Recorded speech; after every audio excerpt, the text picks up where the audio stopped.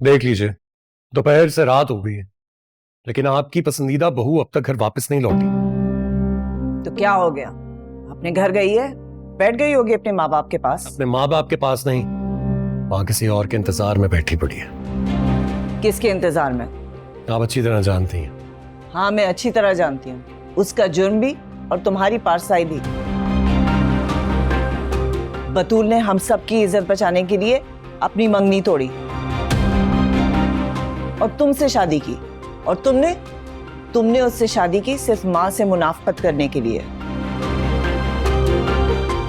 जब मनाहिल वापस आई तो तुम्हें माँ का ख्याल ही नहीं रहा। ऐसी बात नहीं है। वो मुझसे पूछे बगैर वहां गई और वहां जाकर बैठ ही गई है। उसके माँ बाप को उसकी जरूरत होगी, फजूल में नहीं बैठती है वो माँ।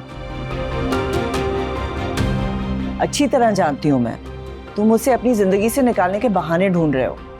माँ, आप मेरी बात समझ क्यों नहीं रही? उससे मुझ में कोई दिलचस्पी नहीं है। उसका दिल तो हर वक्त अपने घर में ही रहता है। ये हर औरत की नफ्सियात होती है।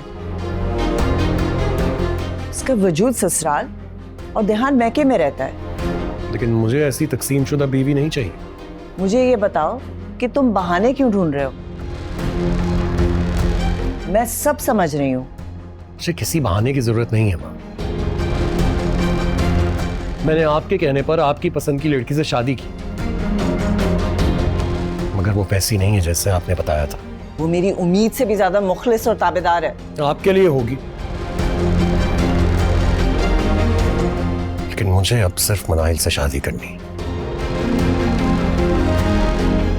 ऐसा सोचना भी मत आशिर, मैं ऐसा कभी नहीं होने दूंगी। जानता हूं, इसलिए गई थी ना आप रिजवान साहब के पास, उनको ये कहने के लिए कि वो मनाहिल को मुझसे मिलने से रोक दें। हाँ, मैं हर मुमकिन कोशिश करूंगी कि तुम दोनों की शादी कभी ना हो। ठीक है मैम, बिल्कुल ठीक है, लेकिन आप मेरी भी एक बात प्लीज गौर से सुन लीजिए। आप और रिजवान साहब अगर इस शादी पर ना भी माने, तब भी मैं और मनाहिल शादी जरूर करेंगे, चाहे हमें कोर्ट मैरिज ही क्यों ना करनी पड़े।